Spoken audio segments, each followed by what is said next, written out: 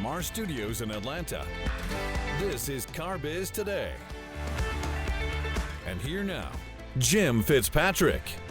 Hi everyone, welcome into another edition of CBT News. I'm Jim Fitzpatrick. Thanks so much for joining us today. Today I'm very happy to have in the studio Mr. Jeff Brown, who is the Chief Revenue Officer at Force Marketing. I know you know this gentleman. He's been in our studios a number of times with great content for our viewers, so thank you very much for that. How can dealers determine which streaming service is the most lucrative for their dealer group? You know, I think that's a great question. And as you look at the video ecosystem, right? All the customers are across all of these different streaming opportunities. Okay. So for me, it is less about what streaming channel. For us, it's about what is the audience that we are going to go after? Mm-hmm. How do we plan to curate them through the sales funnel?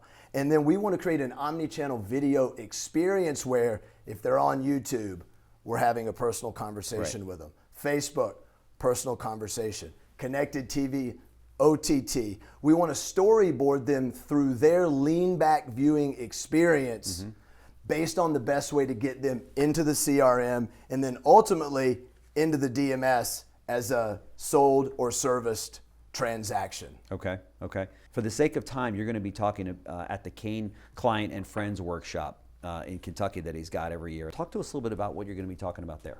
Yeah, so it's going to be a lot about what we're talking about here today. I have a keynote in and around the video opportunity and the use of dynamic inventory technology. So basically, I'm going to shape for them what's happening in the video ecosystem. You've heard me say this a bunch. You know, what used to be a TV strategy is now a video strategy. We know what's happening with cord cutting. Now that streaming video, and then I'll also add streaming audio. Both of these opportunities are well past the period of nascency. Okay. So now that we know that the audience is there, what is the best way to capitalize on it? Right. But and capitalize at scale to grow your sales and to drive down your CPU.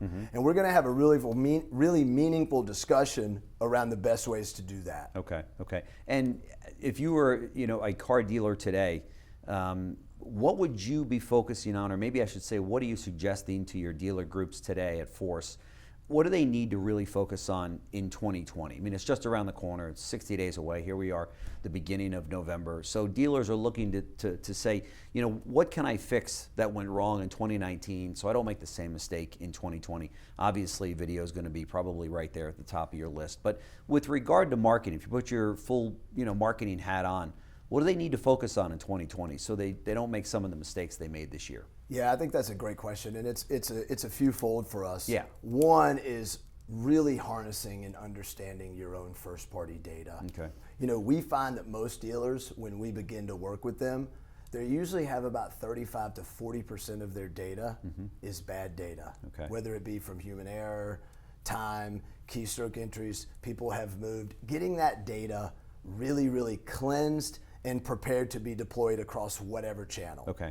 Incredibly important. Do you, just so that I know, is that something the dealer needs to do on their own? Is that a service that Force can help them with? Is that something they need to go to their DMS provider for? Who does that in the dealership? And how is that done? There's a lot of ways to get that done, but if they're working with us, we absolutely do that. Our Helix platform, part of what Helix does is cleanse and arrange the data so that we have 100% deployable records against their entire DMS database. Okay. Because I know as a dealer, when you hear that and it's like, it's just one more thing that I've got to worry about, and I'm not a marketing expert. Although I know when it comes to choosing the right marketing company, I want to get the best of the best that's out there. So that's so crucial to a dealer's bottom line. Who's handling their marketing? You want somebody that's been doing it right. You don't want somebody learning how to do automotive marketing, right? And I see that sometimes out there. Yeah, and think about it like this. If you're marketing against your database, which all dealers do, think about the wasted investment that goes against, let's round up to half the data being wrong. Yeah. For a mid-sized dealer who's sending a few direct mail pieces, deploying across digital channels, the lost investment dollars for a dealer is in the hundreds of thousands of dollars if they do not have a crisp and clean database. And for large dealers, that could be a 7-figure miss. So not only are you marketing to a person that you can't get the message to, so you've lost it there, but then you also lost the upside opportunity because those dollars could have gone against real traffic opportunities, so you missed that twice. So that's the first part of it. And then the second part is going to be, what's the media mix look like for 2020? And we're trying to provide a little pun here, sort of 2020 vision against your media mix and then against next year. And as we look at it, we're traders in attention. Like, where should we be investing media dollars on our clients' behalf? And we are leaning in with every single one of our current clients, and we are making video a significant percentage of their overall marketing spend. What, on an average, what, for the dealers that are listening, what should that be? Like, if you had to pick, is it 5%? Is it 20%? 50%? How big a role should video play in 2020 in a dealer's budget? Well, I'll tell you this, if we go back to 3, 4, 5, 10 years ago, and by the way, some today, a lot of dealers today are still spending 30, 40, 50% of their total ad budget in some linear environment. Right? So if I, Really? No, a lot. That's unreal. More than you would think. So if I've got a dealer that's spending $50,000 a month, you know, selling several hundred cars and up, I would have 20, 25% minimum going into video. And what look, with some of our dealers, we've got to walk them into this. And that's okay. But the way that you walk into it is the way that you walked into television 20 years ago. TV, you might say, I'm going to buy the nightly news. And then as business began to pick up, you move deeper into the station. You might add another station. For us, we're saying, okay, let's start with Facebook and YouTube. Facebook reaches 87% of in-market shoppers. YouTube is 90+%. Let's make that your base buy. As you begin to feel comfortable there, then from an omni-channel perspective, let's now add on connected TV. Let's now add on OTT. And you're not adding it on from a channel perspective per se. You add CTV and you say, okay, I want to go on brand in market. So you're really just adding the audience. You want to invest more? Okay, now where's the next conquest audience that I would like to go after? Or is it a different audience segment? An audience segment that's trade up ready, expiring lease, sold never serviced, service never sold. So you're able to move into it based on the dynamics of your business, not based on the dynamics of how media companies sell product. And that's a big difference where it really puts the automotive dealer in charge of how and what to buy based on the ever-changing needs of the dealer. Inventory's changed, incentives have changed, the audience composition has changed from a data standpoint. In addition, you know, for the dealers that are listening right now saying, you know, it all sounds confusing at some level, and it all sounds very smart at other levels, which it is. Can I, from a geographical opportunity, when you're talking about CTV and OTT, am I able to buy just my market? You know, one of the problems that dealers have when they spend money on TV, if they buy their local channel, is that, for instance, here in Atlanta, if we're at the north end of Atlanta with a dealership, the likelihood of me getting somebody from South Atlanta, because it's an hour away to drive up with the traffic in Atlanta, to my dealership is little and none. Although the money that I'm spending when I buy a TV station here in Atlanta is throughout the entire metro Atlanta area. So it's a huge waste factor.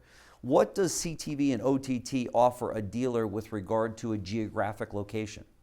Well, you're highlighting the inefficiencies of TV for an automotive dealer. And in the online video or CTV space, you can take as surgical of an approach as you would like. If you want to reach females, you know, 40 plus with a certain credit score who are ready to trade out of an Altima, and it looks like they would trade into another Altima, you can build a campaign like that. But within my PMA, within my... You could build it 1 mile, 5 miles, 10 miles. That's a beautiful thing. You could build it within one zip code, and that's the beauty of it. And by the way, you could run 10 audience sets like that at the exact same time if that's what you would like to do. So the precision targeting, the data opportunities, That's really why we are so bullish on driving efficiencies for the dealer, and not efficiencies for efficiency's sake. We're also trying to sell more cars. Yeah. And this goes back to, I'm not down on the TV audience, but I only want the part of the TV audience that I want right now based on the dynamics in my dealership. And then, by the way, I also want to know, did I reach them? Yeah. How much of the spot did they watch? Yeah. By the way, did they click through on the VIN in the dynamic panel to go straight through to the SRP? Okay, now they're on my site. Are they in my CRM, or now do I need to retarget them? Do I retarget them with video? Right. Do I retarget them in some other way? Do I send a direct mail piece to the house? Like, it's changed everything, and it's making everything work better together. Right. For dealers that are watching, you know, you've got to pay attention to this kind of stuff, because what they're doing at Force is amazing. You can hear it right from Jeff, and your enthusiasm comes through, because you're excited, I think, to bring this kind of a high level technology advanced approach to, you know, dealers today, to bring down the cost of their advertising, to sell more cars in a dealership, to be more laser focused on who it is we're marketing to, which is what dealers need, you know. And for dealers that are out there listening to us having this conversation, you know, do yourself a favor and get with Jeff Brown at Force Marketing. You know, you've been on a number of times. Every time you're on, we get great response from our viewers and dealers that are watching.